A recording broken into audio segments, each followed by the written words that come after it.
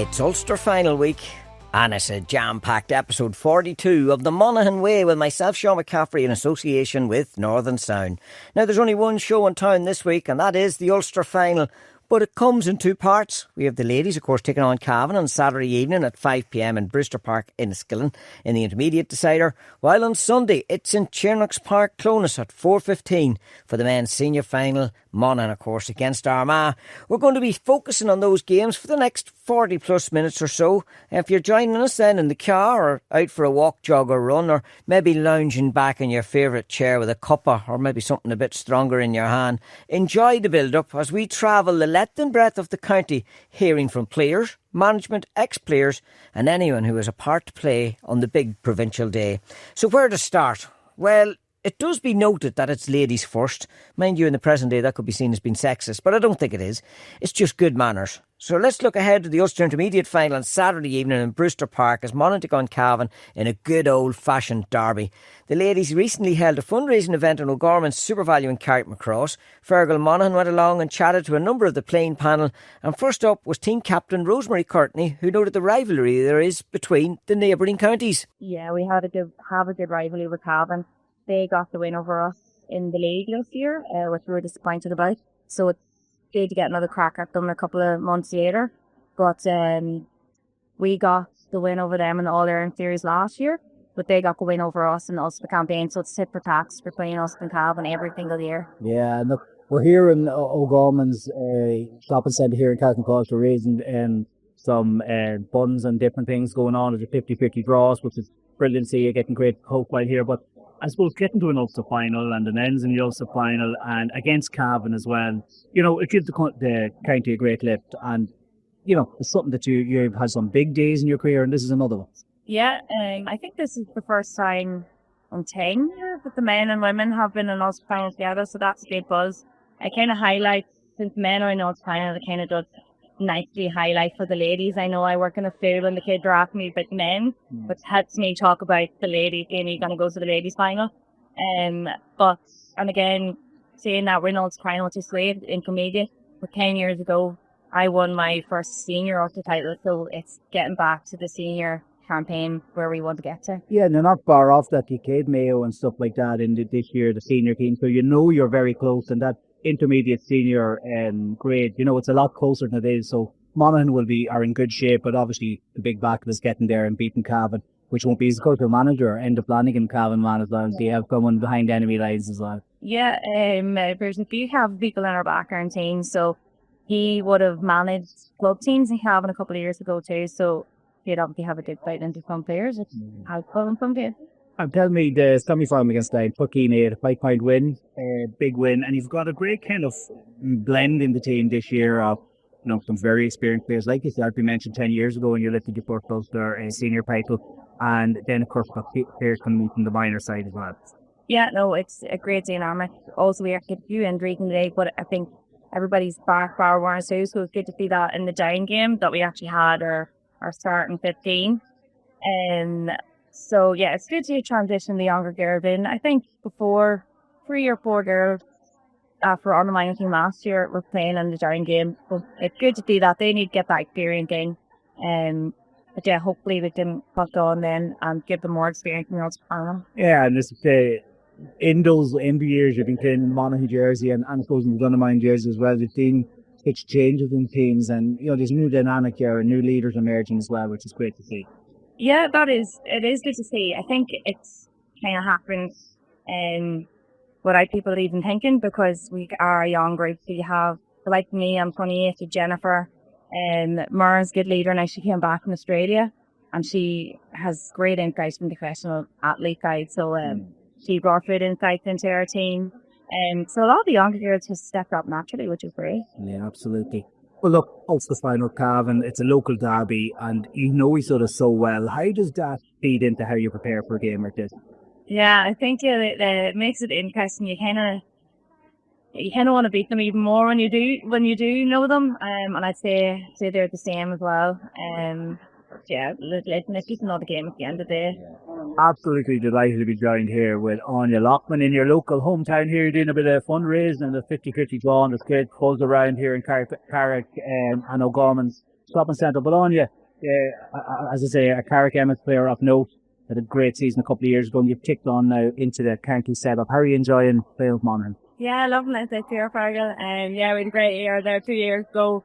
For Carrick got to the Ulster final, actually the Cavan team in the end. But yeah, it was a great season for us and really enjoyable. Now the county setup this year is great. We've lots of new faces into the panel, and then a few sort of older heads back in, which is giving us that experience. So great, yeah, it was a good mix. I was talking to Rosemary Corky, your captain, there a few minutes ago. Obviously, like an Ulster final, brilliant win over Down, 13-8, a 5-point win. You're back in the intermediate Ulster final. You know, you want to get into that senior ranks where Monaghan's side want to be. And 10 years ago, you were also travelling for that level. Yeah, absolutely. Yeah, we're back in intermediate now. Down beat her 2 years ago, I think, by 1 point. So it's just nice to get one back up, one down. And this is a local derby now against Cavan. They beat us in the league there, so it's always a close game between the two of us. But yeah, absolutely, we want to get back up there, back to Division 1, back up into the senior. So that's where we're aiming for, and that's the goal. Yeah, and you know, looking back, and as I was something I mentioned with Rosemary as well, there's lots of changes, new players coming in, older players still there. So obviously it's working that it's gelling well, and Andy, your manager, a Cavan man as well, who had a great season last year with the Emmett Oaks with winning the title. So he's creating a nice dynamic. Yeah, absolutely. I think Andy coming in has been really pivotal for us, because he's got the sort of the best players playing on the team now, which is not always the easiest task, but he's brought in some great players and got some of the older players back in. And it's just a great mix of experience now between the sort of young faces there, and then sort of like the core and stuff coming back in, just to give that sort of that wisdom to the team. So something maybe we were lacking in the last 3 years, but it's great. There's a nice mix, and it's dead and well, it's coming together. After a tough enough league, I think we just built on and sort of powered on to the championship for great. We were chatting before we hit the record button. You're physio as well, so you know you'll be getting your body ready, your mind ready. How do you go about that for these big games? Do you have a ritual, or do you kind of what's your regime before these big games? Yeah, just the managing are great. They sort of manage and load now at the minute, so we're in the sort of pre-championship now, so sort of just managing loading the body is the main thing. So it's great with David and now at R&C, so he's sort of on the ball with that, and then sort of just your usual sort of eating well, sleeping well, like your dad's son and cold plunge, I think the social aspect of that is as nice as anything else. But yeah, just minding the body is the main thing now. And the local derby aspect of it as well. It does add a nice little a bit of juice to the game. Yeah, absolutely. Next door neighbours, and so it's a good battle between ourselves and Cavan, and it always has been. Played them twice last year. We won once, they won once. They beat us in the league there, so it's always a good battle. It's always a good game, and there's some great buffalers. So it'll be challenging definitely on Saturday, but we're really looking forward to it. Yeah, it's always nice to have that sort of derby, a few friends playing there, Cavan and stuff like that. So it'll just be nice to be there on the big day and see who comes out on top. And that is an aspect of it as well, because you play each other so often, and because you played on probably college teams and different things, there is friendships there across the Rubicon or the border. Oh, absolutely, yeah. One of my best friends playing there, Cavan at the minute. So, it's really nice. It is what it is. We play together, we play against each other. They all let them play at the end of the day. So it's a good game now coming up ahead of us there. Well, Ulster final against Cavan, local derby, Monaghan against Cavan for the intermediate title, and then the big prize getting up into that senior football as well. Yeah, that's the goal, and first step is obviously trying to win the Ulster final here, and then we'll push on to the All-Ireland series and see how we do there. It'll be great to go up senior, but we're just going to do our best now on Saturday, and we'll get over that step, hopefully, and then we'll think further on after that. It will be divided loyalties for the Monaghan manager Enda Flanagan as he looks to get one over his native county. Damien Donoghue caught up with the Castlerahan man earlier in the week, and he began by looking back on the semi-final win over Down. No, we were delighted to get the win against Down. We definitely didn't look any further than Down. We knew how good Down were, so to get that performance last Sunday against Down was we're delighted with it, yeah. Tell us then, the gap between the league and championship. How did you fill that in Monaghan? Yeah, look at it. It wasn't long about going around. I think there's a gap of 3 to 4 weeks. We got two challenge games in the middle of that. We've got girls game time that had been injured, stuff like that. So no, look, it was good to get that bit of downtime and I suppose take a look at the league and take learners from the league. So there was definitely, I suppose you didn't have your full deck throughout the league. So has the panel kind of all got back together? Have the injuries cleared up? Yeah, we've definitely got stronger right, in terms of depth in the panel. We have lost maybe one or two more as well, but look at that. I suppose football, and you're going to be without one or two or three or four players on game day, but it's up to other girls to step up and take the chance when they get it. And that's, I suppose, the big thing in it is that this is an opportunity, a big chance to go and I suppose claim that Ulster intermediate title, taking it from the reigning champions. How do you feel about that in terms of championships in provincials? I know in the ladies you have to win your All-Ireland to get out of the provincial championship, so the fact that Cavan are going for back-to-back intermediate, does it sit well with you? Yeah, look, it definitely leaves it more competitive, alright, but there definitely is space where you could probably, I suppose, have a full Ulster championship, but I'm sure it'll be competitive enough with 3 senior teams and then intermediate teams in it as well. Antrim are very strong in junior too, so I'm sure there's definitely room that they could look at maybe having the 9 teams in Ulster in an Ulster championship. Then you could see that after that if you wanted down to an intermediate Ulster. Yeah, it's a good idea. Looking ahead to the game, what are you expecting? Yeah, look, I know how good Cavan are. I know how good players to have as well. So, look, it's definitely going to be a tight battle for us. Look, they'll be hot favourites, but look, we'll give it our best shot, and that's all we can. That's all we can do. Did you get to see Cavan's semi-final against Fermanagh? I didn't know. We were training on the Wednesday night, so I didn't get to see it. But I heard it was a good close game, so I'm sure that was planned for them as well. The occasion itself, I suppose it's nothing that either side is completely going to be overawed by, but the opportunity to lift silverware, it can be a big plus in a season as you build towards the All-Ireland. Yeah, definitely. Look, it's the reason you play football is when you're in a final, you want to win it. So look, there'll be no different on Saturday evening. The two teams will go gung-ho for the Ulster Championship and see where that takes us then into the All-Ireland. Now that meeting of Monaghan and Cavan, the perfect starter to the Ulster final weekend. Sunday will then of course see the attention turn to Clonus and the men's senior final between Monaghan and Armagh.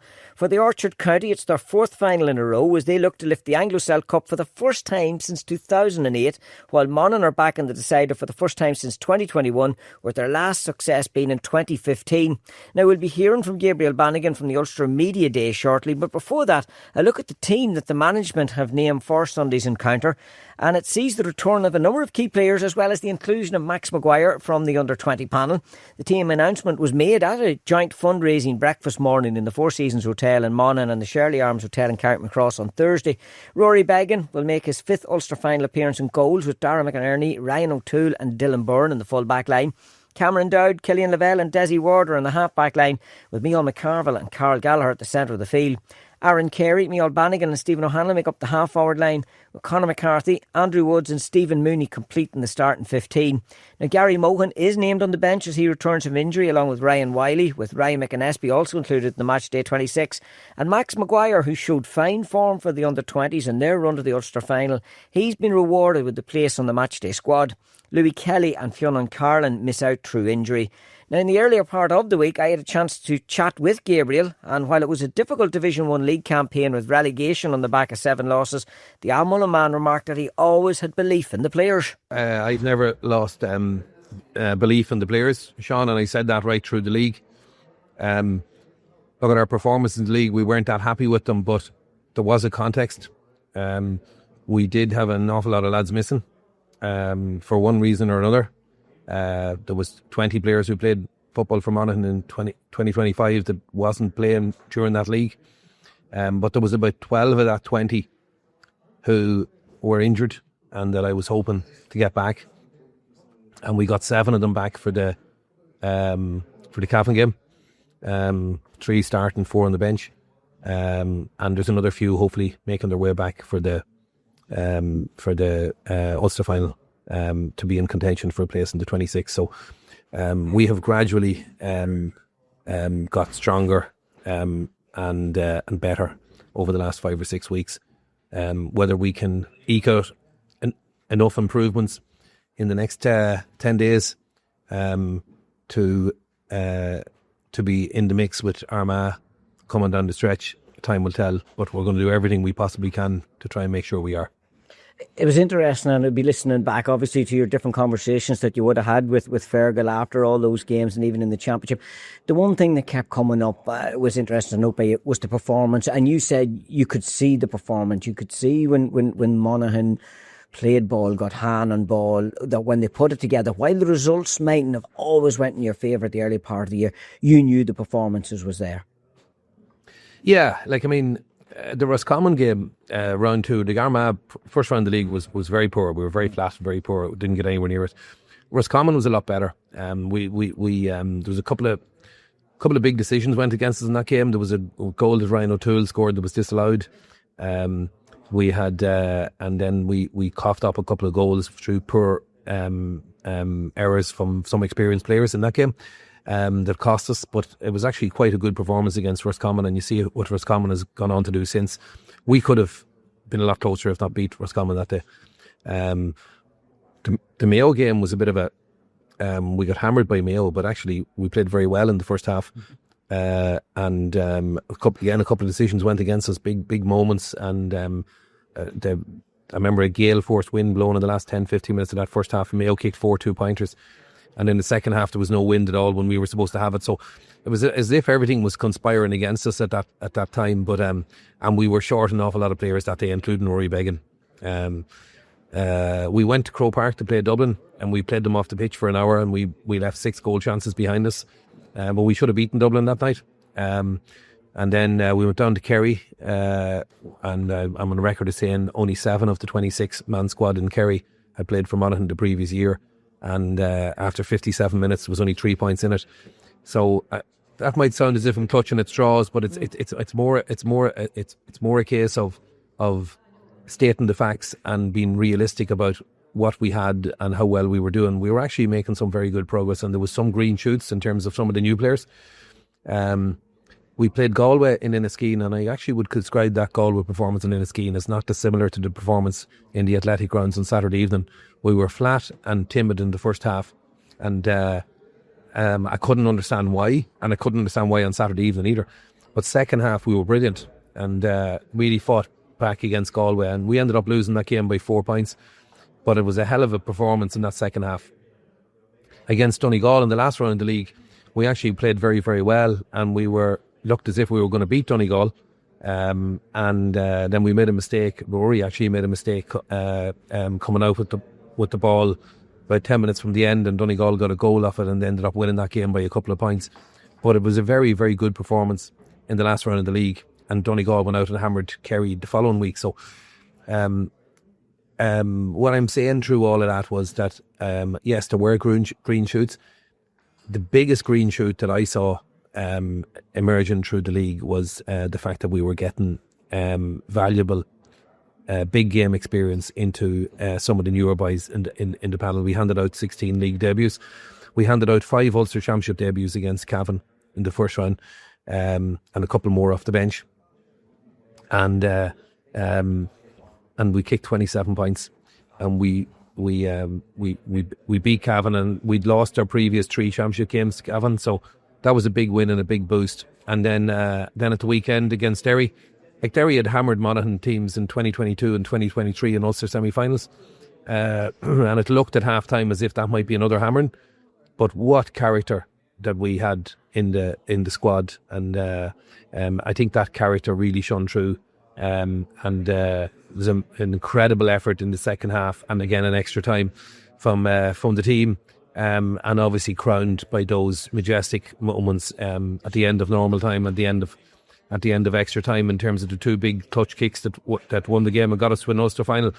But it's not easy getting the Ulster finals, Sean. It takes Monaghan has to go to the well. We've always had to go to the well to get to win big games and get the big finals. Our boys did that last Saturday night, and I think the win over Cavan, first time we'd beaten them in a number of years in the championship, and now the win over Derry, the first time we'd beaten them in the championship in a number of years, having suffered 2 previous semi-final defeats to them relatively recently. I'd like to think that that's going to give all of the squad a huge lift going into the Ulster final. Absolutely. a lot covered there, Gabriel. Two words you used, timid and flat, in a couple of them games, even in that Ulster semi-final. You know yourself as a management team, as a team, you can't afford to be that in an Ulster final, particularly against Armagh. So I take it that'll be one focus, no doubt, in the preparation for this decider. Oh yeah, massive focus. You can't afford to be that in any game. But particularly championship games, and particularly a championship final, and particularly against what is now, I'd say, definitely one of the favourites to win the All-Ireland. They're probably second favourites after Kerry now. I don't know, I haven't looked at it, but I'd imagine they are, and they're certainly raging hot favourites to win Ulster.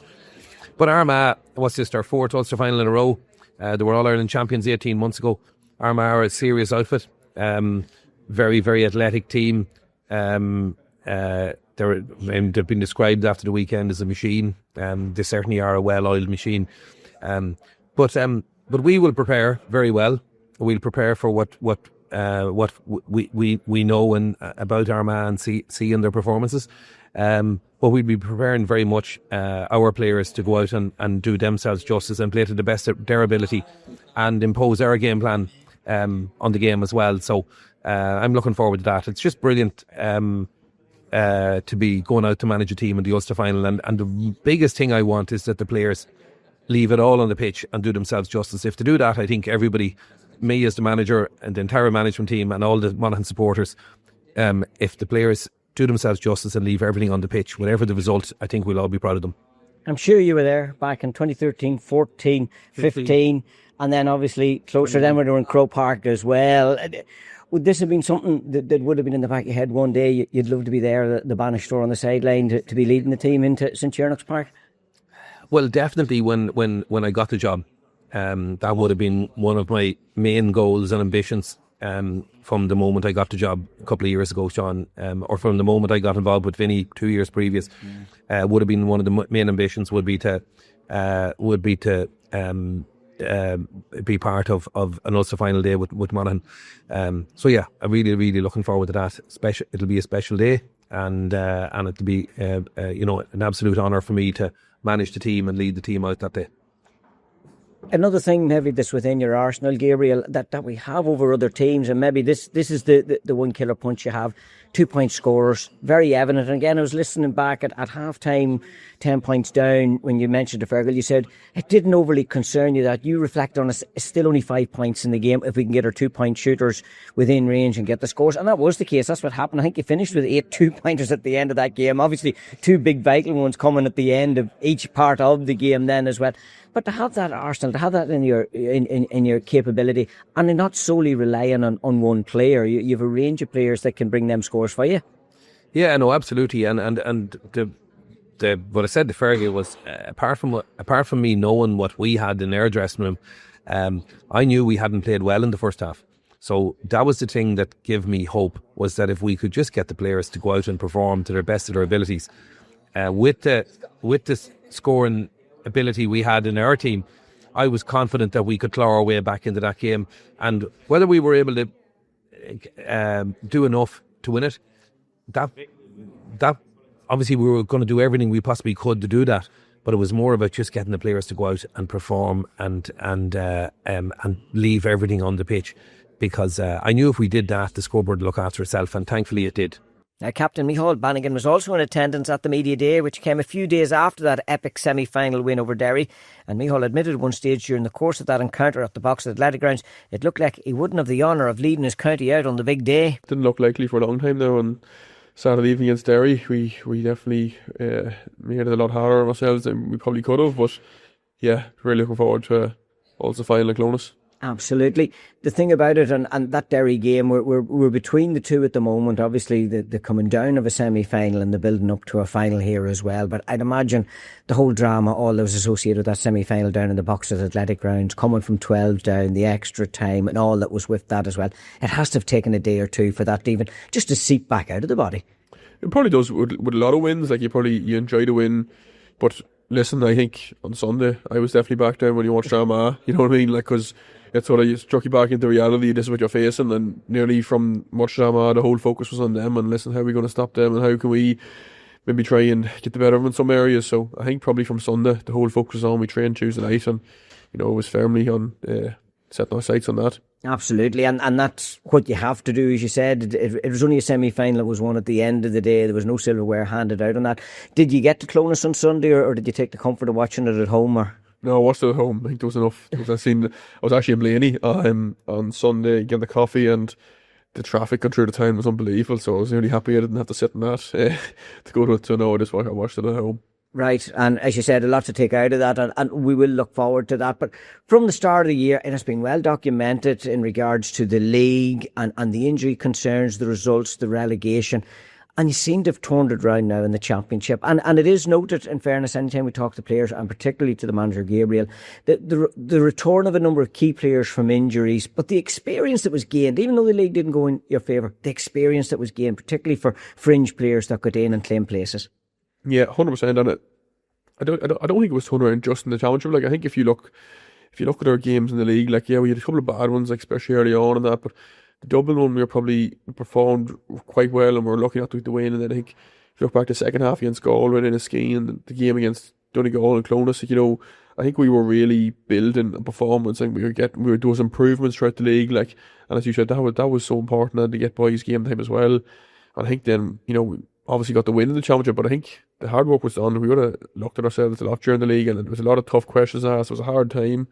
But I think, like, if you look at some of the games, there definitely was improvements, incremental as there might have been, but there definitely was improvements throughout the league. And I take it that's what you were focusing on, was performances during the course of the league, getting obviously players back as well, but getting the best out of yourselves. And I suppose the supporters and us on the outside looking in and thinking, the results aren't going away and it looks like we're going to be making the drop, and the drop was made.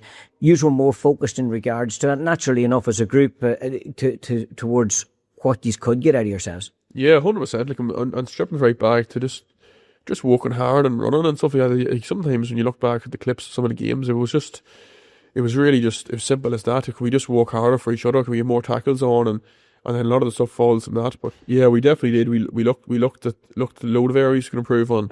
And I think, if you look at the start of the league, we did improve on a number of areas. And as you see at the weekend, we still have a right bit of improvement to do. Absolutely, and that's what it's all about. Every game's a learning game, and you have to take something out of it, and no doubt there will be a lot taken out of that. And you know what it is you're coming up against then as well, but it's down to 70 plus minutes of football again. Anything can happen on the day, and the important thing is you're there. Oh yeah, 100%. Once you're there, you have a chance, and we're just delighted to be there.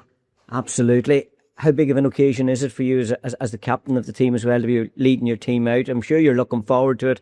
St. Cyrnix Park in Clonus, the home of Ulster football. The last Ulster final obviously was up in Croke Park. It was during the COVID time and restrictions were in place. So you're back to what the proper Ulster final is. Yeah, and look, I haven't experienced it in Clonus before. I played in 21 in Croke Park during COVID, as you said. So the numbers were even limited. Like, so yeah, look, it's something we would have spoke about for the last number of years, but getting back to an Ulster final in Clonus. So yeah, I'm just really, really looking forward to it, to the day itself. And you did note the 2021 one, sort of forgotten about. I'm not saying it's been forgotten about, obviously, usual group, no, you were there and competed in that, but the fact that it was away from Clonus, I take it then you'll be sort of keying in to Alexa Rory, Ryan Wiley, Ryan McInnesby, a few boys like that, to what to expect, because it is a massive occasion. Yeah, 100%. Like, them boys have serious experience and have been so good to us, not just this year, but every year, in what they can bring to it. Like, so yeah, we'll definitely be leaning on them for their experience for the big day. Like. And just finally then, the key thing that Monaghan have shown over the past couple of games, and it was very telling at the weekend, the 2-pointers, you have that ability, have that capability, you're among them yourself, in fairness, in that regard. How important has that been to use, I suppose, to be able to sort of tactically work your game around it? And that was very evident, I thought, at the weekend. Yeah, well, probably at the weekend was probably a case of needs must. Like, it sort of had to be the tactic. I would like if we didn't have to go to it so often. Like, we sort of had to go to it the weekend because, just as you said, of the number of points you were down, you sort of had to say, right, if we're going to get back in this, we're probably going to need a few twos.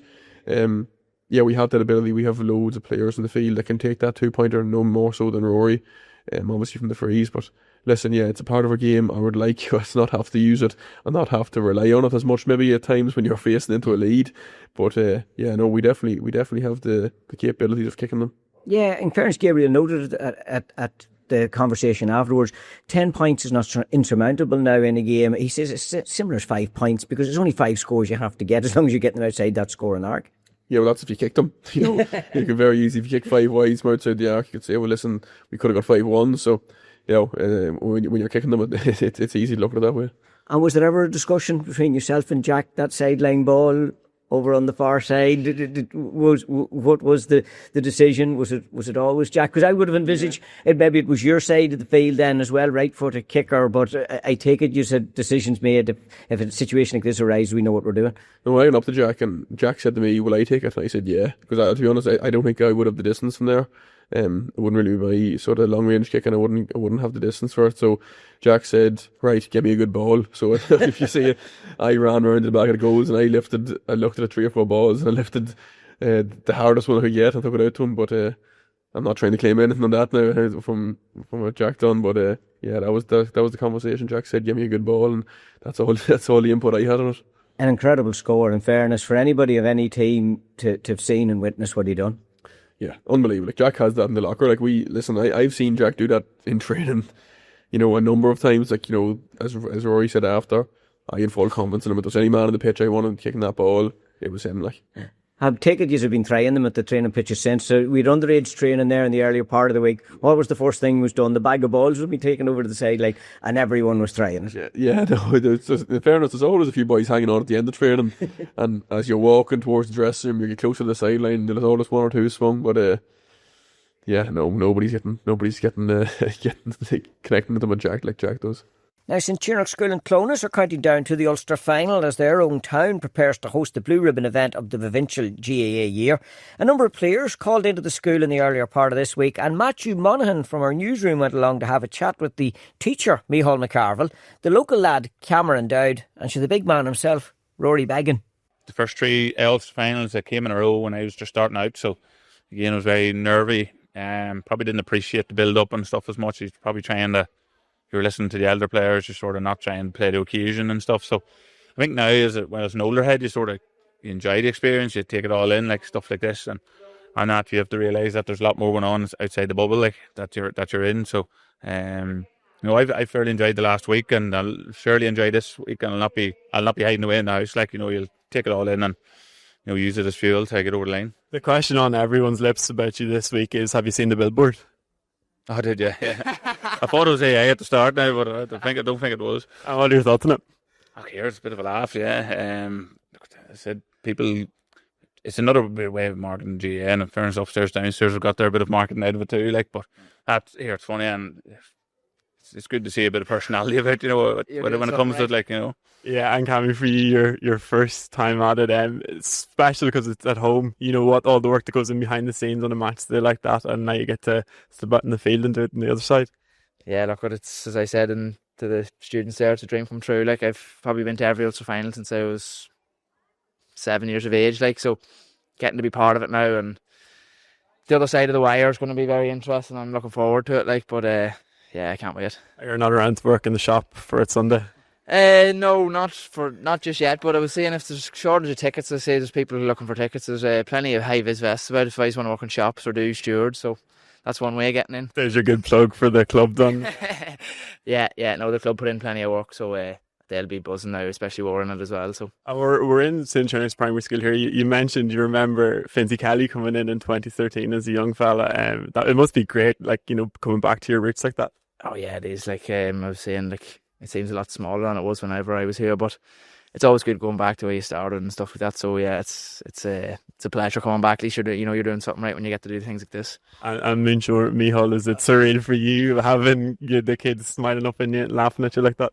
Yeah, just as I was saying, it probably I've never seen them as excited to see me. I was teaching senior infants there for a placement there, so they kind of were probably not crying, but they were frowning when I was coming in the morning because they do be cross the odd time in the morning. But no, I would say it is different, like, because, you know, they're coming onto the field after matches and they're looking gloves and they're looking things signed from boys like these beside me here. So look, it is special, like, you know, as I'm a bit of an older head now too, and you just start to enjoy it rather than, you know, not want to talk about the match or the lead up to it. Like, and I suppose whenever you get a bit older, you kind of, just as Rory says, you appreciate it and just enjoy every moment of it, because it could be your last Ulster final. It's my first, so it could be my last. So you just try to enjoy the whole thing and the whole run up to it. Does the build up for you change between a club Ulster final and a county Ulster final?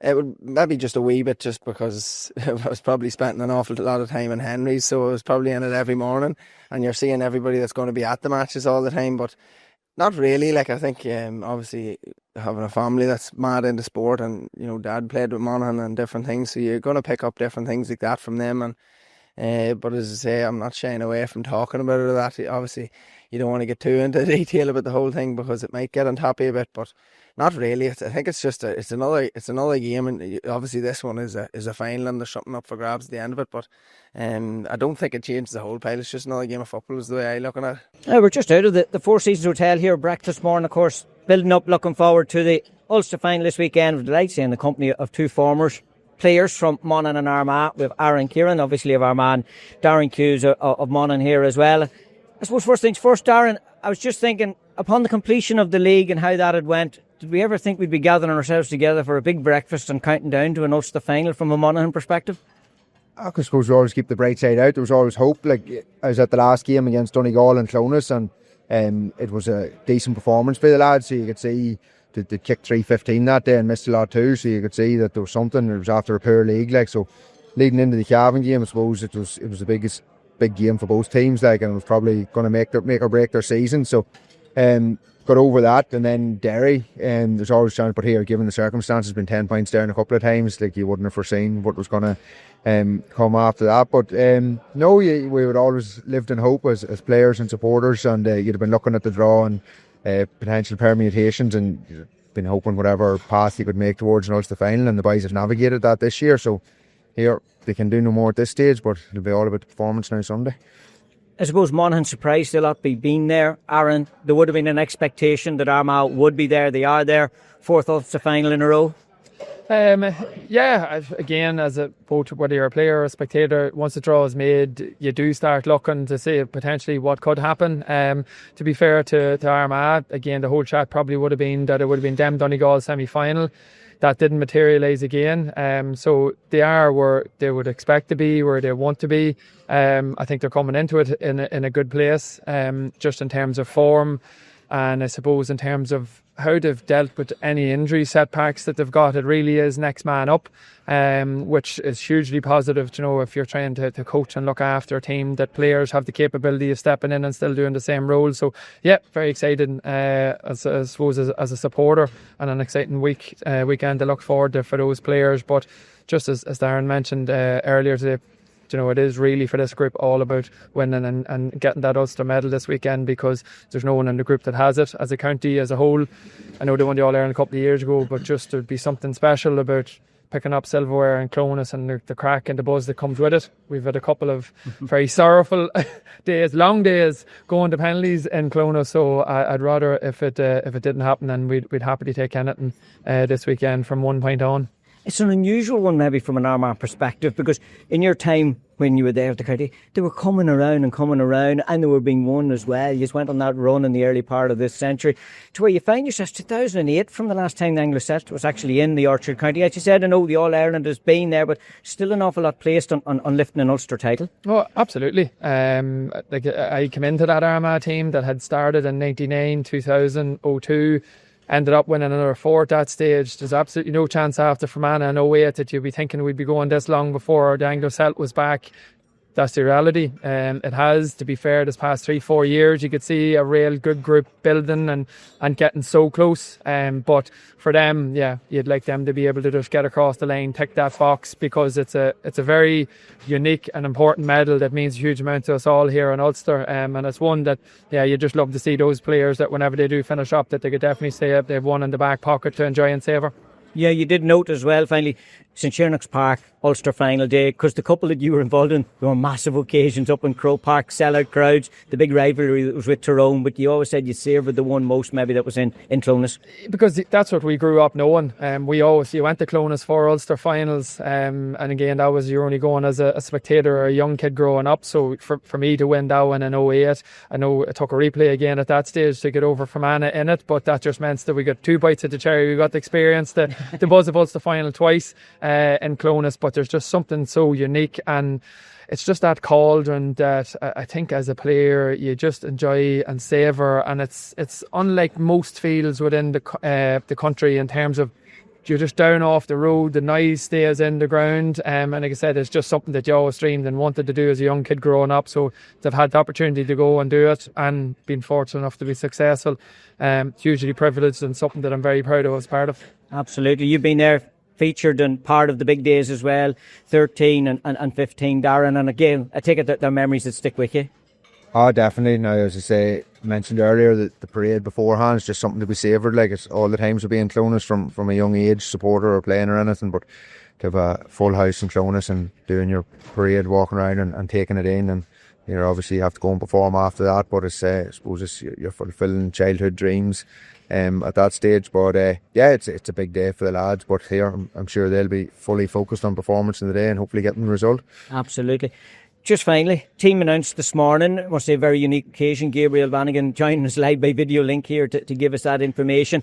Big positives, I suppose, firstly, is the return of a number of key players. Ryan Wiley's named on the panel 26, Gary Mohan coming in there as well. I know there's the loss out then for Louis Kelly is probably one of the big ones to have lost out there as well. But that's sort of where this team has been developing from the league into the championship. Those that weren't about maybe suddenly returning back from injury, and the panel appears to be getting stronger.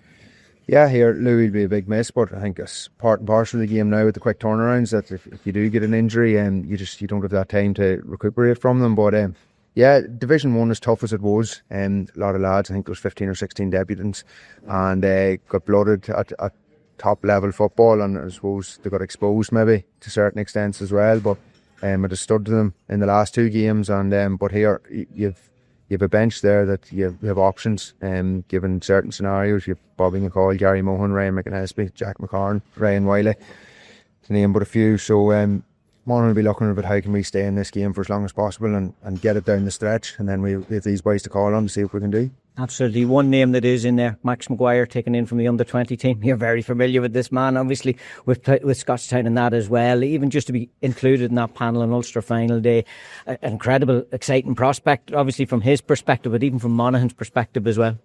Yeah, here Max was the best player hands down in the senior championship last year. So I'd say if Gabriel probably had it his way, he would have had him in earlier into the squad. But here I was involved with the under-20s, and we felt it was a better breeding ground for him just to build him up. And here obvious disappointment from losing under-20s last week, but he gets the call within 48 hours and he's preparing for an Ulster final. So yeah, big day for him and his family, and I suppose his first cousins with Jack as well, and special there. But here then boys, it'll be total focus on performance for Sunday, and then hopefully getting the result. We went out this morning because a breakfast morning being hosted here in the build-up to this big occasion this weekend. But I say I'm joined here by Kieran Kierans. He's full to the gulls with sausages and bacon and toast and all that's associated with it, Kieran. And I suppose first things first, the buzz from Rory Beggan kicked that 2-pointer to where we find ourselves now, counting down to an Ulster final.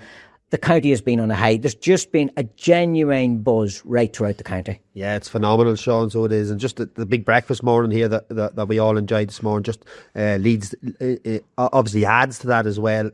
There's serious buzz going around. I know we put up the flags around the village last night as well, and it's a very exciting time. Again, with the ladies involved, you mentioned as well. Like I know I went to their semi-final as well, and they have a packed squad as well, a real opportunity of getting success as well. And I know our minors are out on Saturday as well, and our under-20s just lost in Ulster final. Monaghan's in a very, very strong place at the minute, and that's why the momentum has really grown behind this weekend. Oh, absolutely. And I think the thing as well is that not only had obviously the supporters bought into it, the county board has bought into it, the players, and I would credit Gabriel Bannigan, the manager, he has allowed everybody to buy into the build-up this week. Sometimes you'd find that players can be very guarded. We were talking to Darren Hughes and Aaron Kernan here, and they said at the time, yeah, they shielded themselves away from it a wee bit, naturally enough. Now, I know the players themselves would be doing their own prep and maybe would be shielding themselves a bit, but I found this week even Matthew Monaghan of our news team was talking to a couple of the players, and there were conversational pieces. You're not going to try and find out the ins and outs of the teams. You're not going to find that. But even just the lads visiting the schools, enjoying the occasion, building up to the occasion. I was just going to say that. I actually listened to Matthew's interview with Rory, and Rory just expressing how he was going to enjoy this week and, and really, really take it all in. We're probably in past terms, he probably was a wee bit sheltered from it all. And, that builds into nerves as well. And you over-question things, you overthink things. But when you're out and about, time flies, and, and you tend to enjoy it a lot more. So there's definitely that sense as well. I know we had a couple of players in the room there tonight or today, sorry, and it's great for them to be involved in the supporters and getting that feeling of the buzz as well. Oh, absolutely. And again, I suppose sometimes you maybe feel the need to have to shield away, or you don't want to get caught up on it because of the euphoria of it and the wave of optimism that it would be there and stuff like that as well. And you don't want the players maybe to get consumed by that either. But it's probably a balancing act. It's a controlling act as such to allow the players to experience, to know what's going on, what's happening. And maybe they can use that on the big day. Yeah, no, I'd be fully agreeable with the way Gabriel has managed this and letting the players out, because it's not good from a mental side of things. You heard them talking, Gabriel in his interview earlier this morning, talking about the mental side of it, and that's a big thing now in the modern day player, where the mental side of it has to be protected. And if they're caged up inside a room, that's not healthy. You're better letting them out in and around to a certain level as well. You know, not to be out there, but out there to enjoy it and experience it, and let time fly a wee bit quicker rather than it being subdued and time stuff just eating up time in them. So it's important from a mental side of things that they get out there and enjoy it. Yeah, the talk about the turnaround that there is now from a semi-final to a final, and it used to be maybe 3 weeks and the prep and stuff like that. Now when you look back on it, maybe that was a long time to be sitting, thinking, wondering, stewing on it. It's the quick turnaround, and Gabriel, and I will touch in on his team announcement in a few minutes or so, but it's interesting this morning to note that they had maybe 1 or 2 days recovery after that incredible encounter with Derry. There would have been maybe seeping the adrenaline of that out of their system. They would have been feeding off it going into training. And he noted that one weekend, one Saturday, one Sunday, to come together, tactically look at things and then prep themselves over the next few days here and prep to. Maybe that's not such a bad thing as well, that you're not focusing over a lengthy period of time. No, I agreed. You'd look at the number of teams that would have had a 5 or 6 week layoff, ultimately losing the first round of their championship. 3 weeks is a nice, 2 weeks is a nice time to be getting over it. You look at Down that one beat Donegal, and then they come in to face Armagh the next week. A week is too short. The emotional drain of winning, beating the Division 1 All-Ireland contender, and the high that you're on, you don't see that until you take to the pitch, and you could see they were completely drained and completely flat. That has nothing to do with tactics or managing players. That's to do with that emotional drainage, and that you'd have that in week 1. Week 2 is then when you really hone in and you go for it, I suppose. And Gabriel talked about just having the weekend with them to get tactical stuff over the line, and that's all that's needed really. And them players will be primed and ready to go, Sean, come Sunday. They will indeed. The players, it was announced this morning, thought it very unique video link up to Gabriel. It's like something you see in the Premier League, so it was, and the information and the word coming out. And the big news being Gary Mohan is in as part of the 26 playing panel, obviously as cleared from injury concerns. Unfortunately, Louis Kelly is making way for him to have to come in. Big loss from Monaghan's perspective. But the other key one, Max Maguire is in on that panel now of 26 as well. Obviously we've seen what he done with Scotstown last year. He was in with the under-20s this year. We've seen what he was doing there as well. It's nearly inevitable he was going to get a call for an Ulster final. Well, just before we came on here, Sean, with this interview, I was talking to Darren Hughes, and we were just talking about Max. It doesn't surprise me in the slightest that Max has been brought in. Max is a quality talented footballer, and he plays with an edge. He doesn't really play with that nervousness that you'd see in an older type player. He's a young man, obviously, and he's playing on he plays with freedom, if you like. He's a great 2-point option. The game, I would not be surprised if Max makes an entry on Sunday if Monaghan are 2 or 3 or 4 points down, 10 minutes left in the clock, because he is a 2-point threat and he'll go for them. And his scoring average for the 20s, I think he hit 6 2-pointers in 2 games, and he only missed 1 attempt, Sean. So he's very, very late from that 40-metre range, and also inside as well. So it's an amazing day for Max. He's definitely he's warranted it. It's on merit, and I wouldn't be surprised to see him coming in. It also shows as well, I suppose, the approach that Gabriel's taken to this game. Now, I know the Thursday before Championship is when teams are sort of announced and released, but you know yourself, teams that can be very coy and the dummy teams be thrown out and stuff like that. This morning it was very refreshing to have the manager come on and explain his selections as well. Like, you know, there was nothing hidden, there was nothing coy. This is why I'm making these calls. He explained about his injury concerns and stuff like that. And again, that comes back to me that man, they appear to be, obviously nerves will play a big part in it, and as a group they'll be dealing with that themselves. But there seems to be a relaxed controlled approach to Sunday. Definitely, I would agree with that. There definitely does seem to be that, and Gabriel is that he's that personality where he's relaxed and calm, and you can see it on the line there. He never gets a rate or of any sort of level at all, so he's very calm, and I'm sure that has rubbed off on the players. And in terms of, look, at the modern day, there's not too much oppositions don't know about you anyway. As much as you want to throw out a dummy team, and they know everything about you, and no different than Gabriel would know a lot about Armagh and the starting 15 or the potential starting 15. You'll be 80 or 90% right all the time, so there's only that one or two that you'll have to worry about, and that's where Gabriel earns his crust, I suppose, on match day at the first 10 or 15 minutes. He'll have to identify that, and obviously he'll have plans for every single player, including maybe the two goalkeepers that they have. He'll have plans for each one of them as well, so be no different from the 25. He'll know them inside out and upside down, and he'll be ready to pounce on that if there's a tactical nuance to be done on Sunday. And that's what it's come down to. A lot of it now is tactical as to how you close off, you said, a threat that could be coming your way and another threat develops, and how you figure out on that. In fairness, Kieran McGeeney is the same. He has to sit down now and work out the threats that Monaghan have. We talked about it. The two-pointer threat, I think, is the biggest thing that Monaghan have. We've seen that in the game against Cavan, and we've seen it more importantly in the game against Derry. And at one time, Monaghan would have been focused on and called the one-man team, and that was Manzi, Conor McManus. To have developed players now, the likes of Micheál Bannigan that's come in as your captain, Desi Ward, Rory Beggan, we know what he brings to the game. Conor McCarthy the last day with 2 pointers. And so then you've Jack McCarran that'll decide to do wonder stuff that he as well within his arsenal do as well. And you know that Max Maguire has the capability to come in then and kick a 2 pointer for you too. These 2 pointers have become such a massive part of the game, and we have an abundance of scorers. Yeah, massive part of the game, and particularly speaking of this Sunday, I just looked at the analysis of both teams in that 40-metre arc for Sunday coming. Of all the attempts that Armagh have taken, they've only hit 20% of 2 point scores. Monaghan have almost doubled, slightly more doubled that. So Monaghan are concentrating on that 2 point arc more so than Armagh. Armagh like to get in behind you, run hard and get that fisted point over the bar.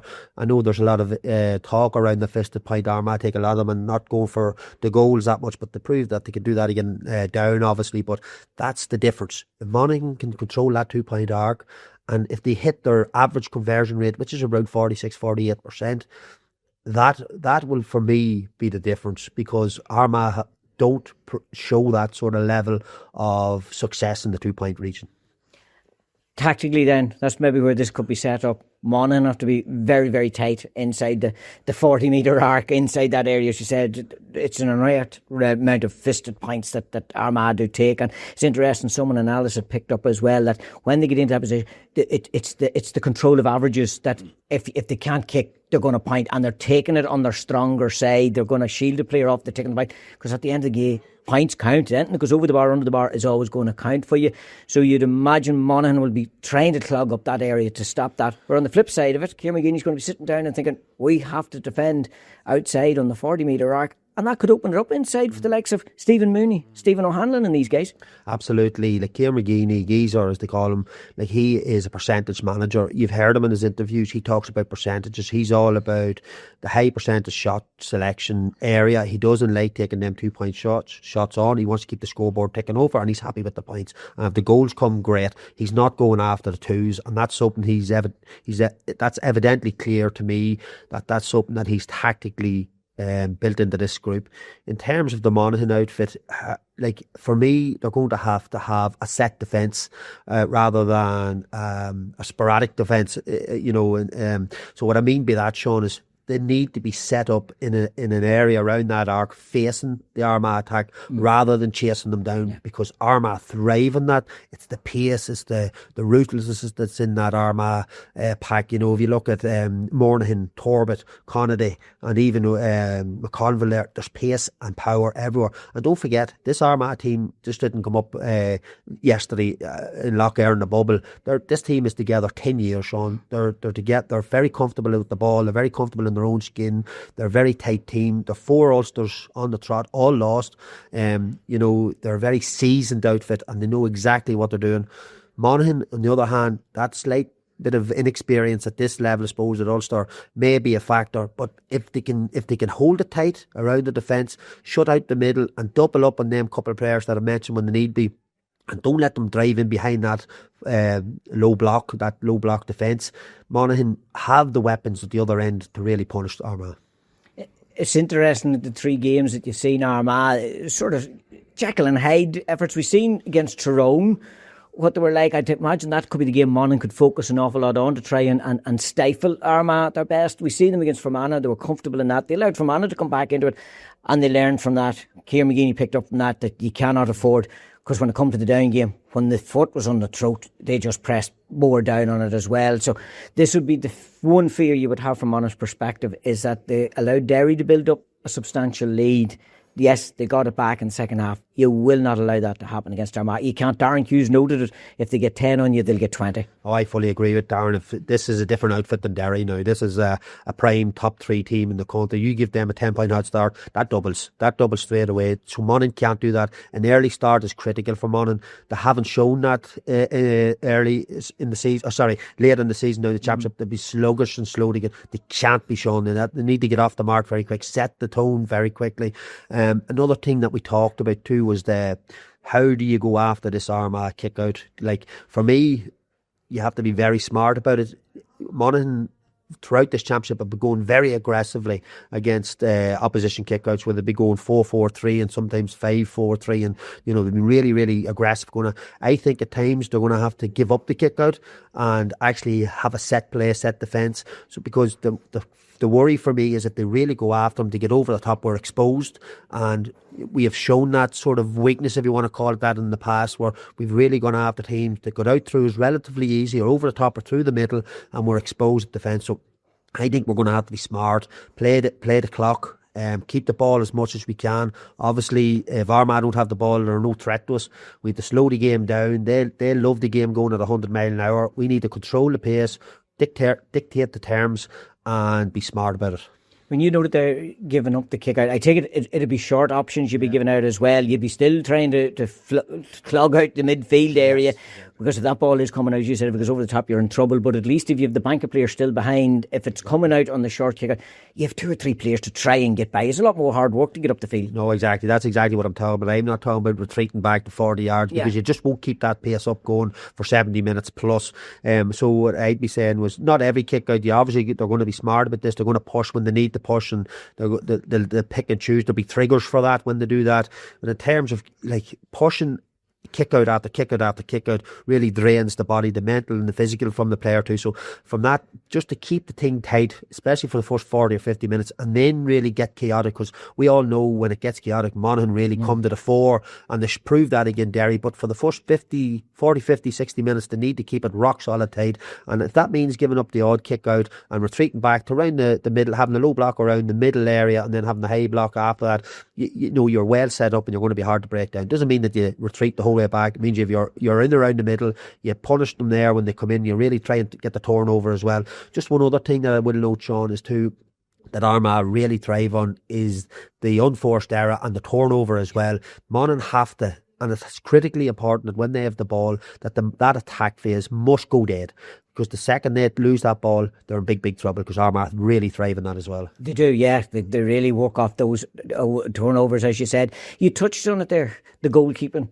Blaine Hughes, Ethan Rafferty. One would envisage it's going to be Blaine Hughes, looking at what he'd done against Down, and it was lost only 1 kick out in that time. Now, I know you can question the opposition, and maybe some of them were short kick outs, but it's the variation, in fairness, in his kick outs as well. And it was this break that Armagh seemed to have as well around the centre, that there was always a player available free out on the wings if it was required. They're incredibly well coached team, and Blaine Hughes' retention rate is phenomenal. It's in the 90s, like, it's phenomenal. And look, he's only as good as the players he has too, and they've obviously a lot of tactics and routines worked on, and the runs that the players make is exceptional as well, and they make his job relatively easy from that perspective. I would expect he'd be in goals. Ethan gives you a different perspective from a more outfield player.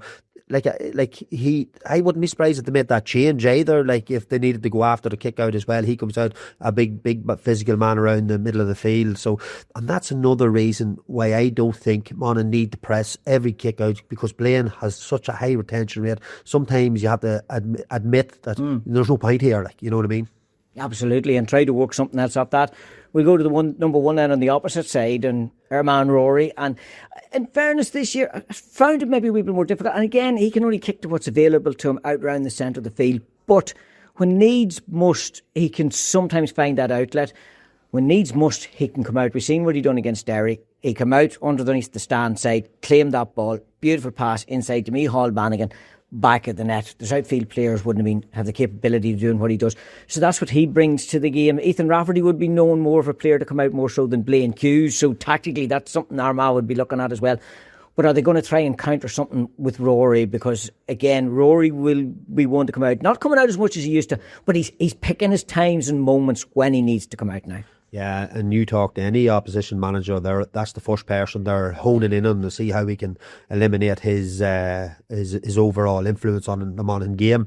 But you'll notice that Rory did not come out of his goal as much as he did throughout this championship, only when needed. And that particular leadership comes from Rory. It doesn't come from management. Rory decides, I need to step up here. I need to go and do whatever I need to do to get us over the line. And he done it. You exactly said it. He won the ball out in the middle of the field, and a kick pass to the inside forward that no any inter-county footballer would be glad to be able to do. And he has that presence about him. He's a big man. But interesting, his father Ben was in the audience there today, and Ben just talked about when he went to America that he actually came back a better kicker off the ball, and that actually blew me away. I didn't think he could get any better, and that's not blowing ahead on the man.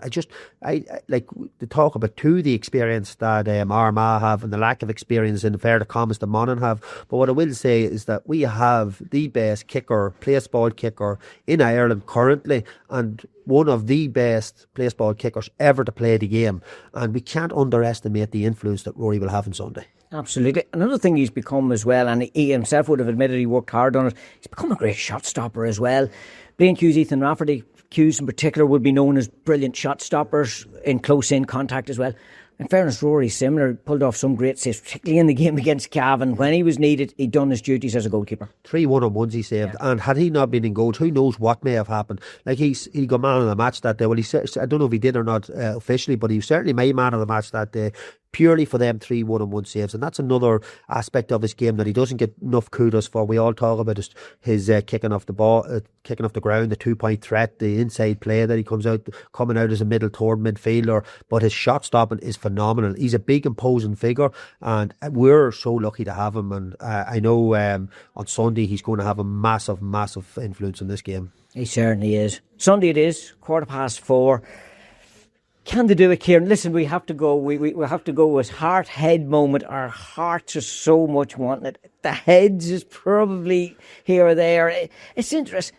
There's nothing to lose, only a game of football at the end of the day. Monaghan can go into this and it's a massive free shot, I'd argue. Oh, that's it. And if you're talking to any of the players which I have, there isn't that expectation on them and that weight of expectation on them, but yet and all they still want to win it. I look at it, I suppose, on form really, and on a wee bit of analysis too. And if you look at Armagh that blew away down, if you look at that and you really go into it, they're playing a Division 3 team. First of all, they're playing a Division 3 team that beat an All-Ireland contender the week before. They're absolutely exhausted. I've touched on the mental fatigue that would have been involved in that game. Armagh, the day before that, Monaghan beat Derry, and they won in the last 5 or 6 minutes of the game. At half-time during that Armagh game, Geezer, he focused in on the game the day before and said, we can't let down go back in this. Look what Monaghan did last week. So if you take all them into consideration, and the historical nature of it, there's never been any more than 1 or 2, 3 points in this game. I know the modern day there's more scores, etc. But I still think that this is going to be a tight affair.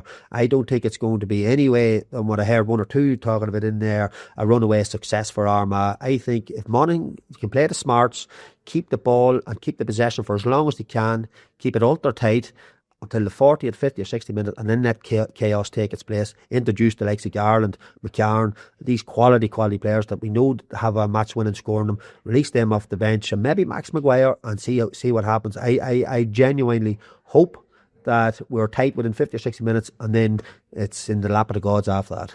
The lap of the gods indeed. Well, it's certainly one that we're all looking forward to. It is, as I said, the blue ribbon event of Ulster GAA calendar. The Ulster final, 4:15, St Chernoc's Park in Clones. And a reminder to you again, of course, the ladies out on Saturday evening, 5 o'clock, Brewster Park. And we'll have coverage of both those games coming your way on our FM frequencies on Northern Sound, if you so wish. And of course, we'll have the reaction coming your way in a podcast form in the earlier part of next week. And as always, if you want to catch out on any more of our podcasts, podcast, you can do so on any of the platforms that you pick up on them. And might I add as well, my thanks to my colleagues, to Fergal, Damien and Matthew, who helped put together this week's Monaghan Way. We really wanted to try and cover as much and get into as much of it as we possibly could, because as someone noted, these Ulster finals, they don't come around all that often, and we want to be sure that we enjoy them when they do. Best of luck, Monaghan.